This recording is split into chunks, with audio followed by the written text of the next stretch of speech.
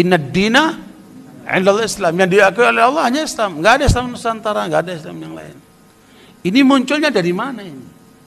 Sebenarnya ini adalah kerja-kerja musuh Islam untuk memporak-porandakan Islam dari dua sudut. Saya mencari baru beberapa sih tentang ceramah-ceramah dia, karena sebelumnya juga tidak tahu dia itu siapa. Cuma penasaran saja ketika hari ini ramai diperbincangkan karena ditangkap oleh Densus 88. Akhirnya saya men-tracking tuh bagaimana sih cara dia berdakwah. Oh, dia pembenci Islam Nusantara. Jelas sudah, saudara.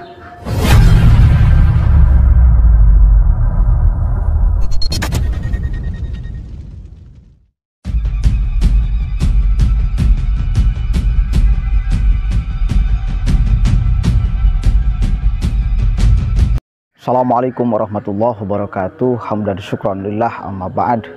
Sahabat manusia plural yang saya hormati dan saya banggakan, sedang rame di media-media tentang penangkapan Ustadz Farid Oqbah oleh Densus 88 setelah katanya sholat subuh tadi.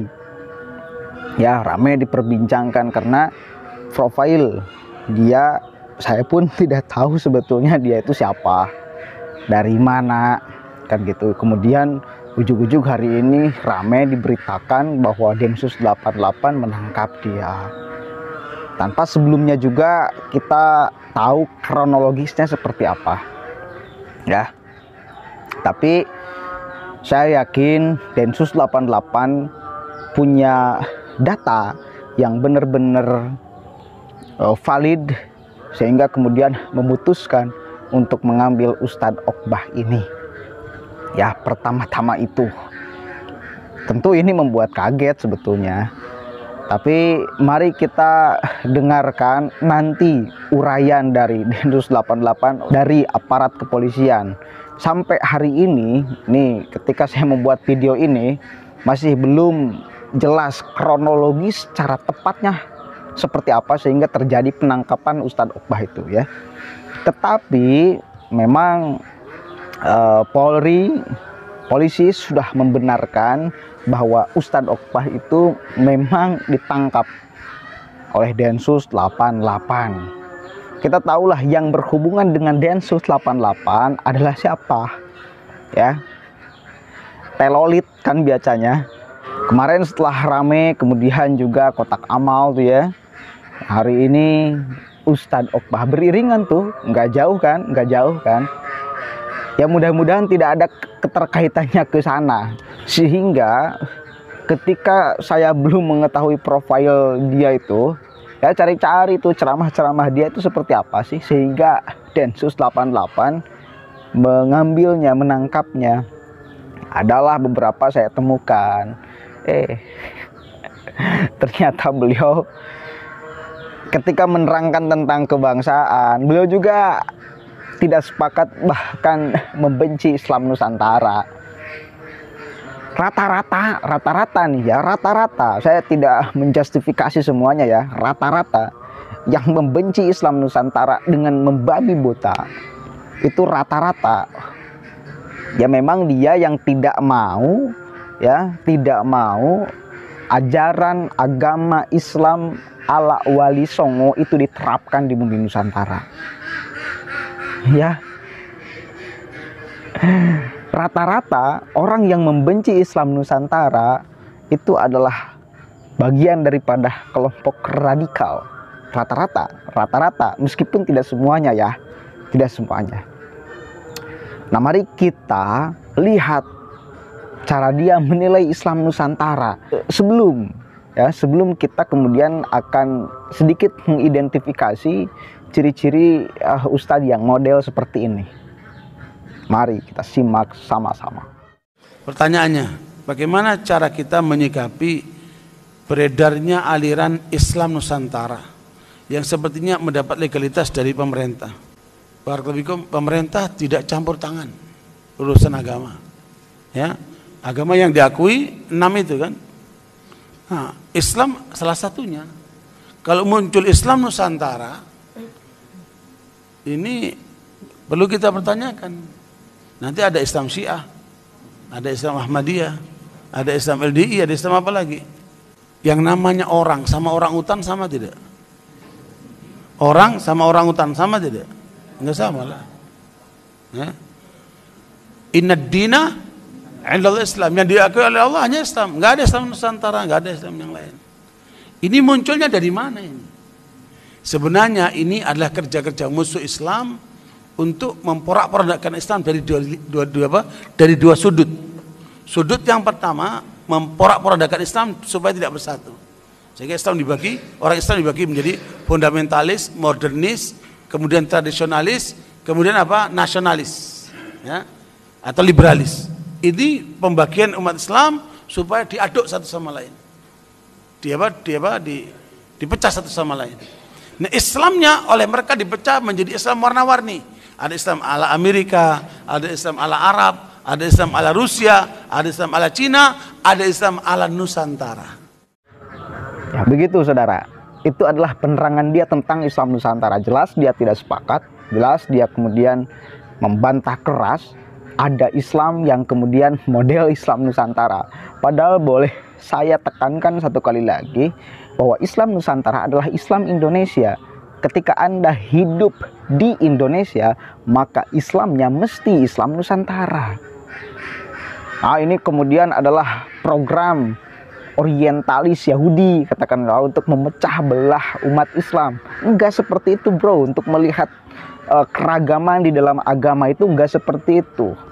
Ya, justru ketika Anda beranggapan yang berbeda dengan Anda adalah salah, adalah sesat, adalah tuduhannya ini sengaja dipecah belah umat Islam, itu adalah yang keliru. Apa bedanya Anda dengan kaum Khawarij yang kemudian diperangi oleh kaum Sayyidina Ali karena menganggap dirinya adalah satu-satunya yang paling benar dan orang lain salah, sehingga Sayyidina Ali, kelompok Muawiyah, kemudian dia kafirkan.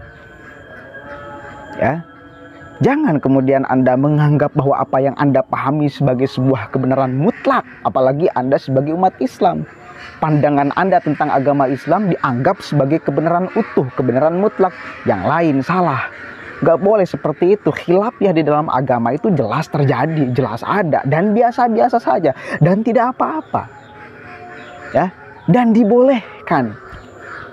Ya, janganlah. Ini kan kemudian cikal bakal kita menganggap orang lain salah, hingga pada akhirnya akan menganggap orang lain kafir karena berbeda. Dan ini yang berbahaya, doktrin model seperti ini. Satu kali lagi, ini doktrin yang sangat berbahaya, menganggap bahwa orang lain salah. Islam Nusantara seolah-olah ini adalah program Yahudi untuk memecah belah umat Islam. Ya enggak dong, kita di Indonesia jelas harus kemudian melestarikan ajaran-ajaran Islam yang seperti Indonesia.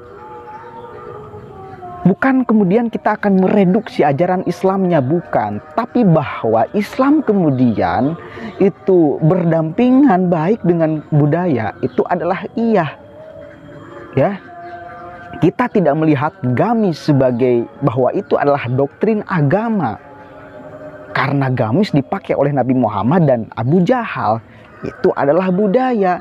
Inilah yang kemudian bukan ajaran agama. Ya, kita harus bisa melihat itu. Nah, itu maksudnya mengambil kemudian poin-poin inti Islam kemudian disandingkan dengan kebudayaan. Kalau budayanya ini tidak bertentangan dengan syariat Islam itu. Ya. Begitu, jadi jangan kemudian menghilangkan sisi kebudayaan yang itu mutlak melekat di setiap manusia. Manusia tentu kemudian berbeda, beragam. Ya, begitu. Akhirnya kemudian kebudayaannya juga berbeda, beragam. Akhirnya kemudian harus dipilih ini budaya mana yang tidak bertentangan dengan syariat Islam, dengan hukum Islam, budaya mana yang bertentangan dengan syariat atau hukum Islam. Nah, sehingga ajaran inti Islam ini bisa dengan mana nih kebudayaan yang dikawinkan, yang disamakan berbarengan menuju kemudian kedaulatan, menuju kemudian keislaman yang paripurna. Kan itu. Jadi jangan dipakai ruwet pemahaman tentang Islam Nusantara.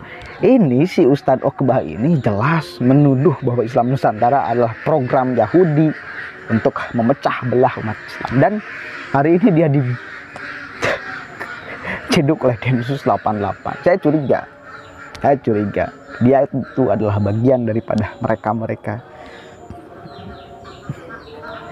Ya, sudah terbukti jelas dia punya pemahaman seperti itu tentang Islam Nusantara. Coba cek lagi, cari lagi. Saya mencari baru beberapa sih tentang ceramah-ceramah dia, karena sebelumnya juga tidak tahu dia itu siapa. Cuma penasaran saja ketika hari ini ramai diperbincangkan karena ditangkap oleh Densus 88. Akhirnya saya men-tracking tuh bagaimana sih cara dia berdakwah. Oh, dia pembenci Islam Nusantara. Jelas sudah, saudara. Wallahul muwaffiq ila aqwamit thoriq, wallahu a'lam bishawab. Assalamualaikum warahmatullahi wabarakatuh.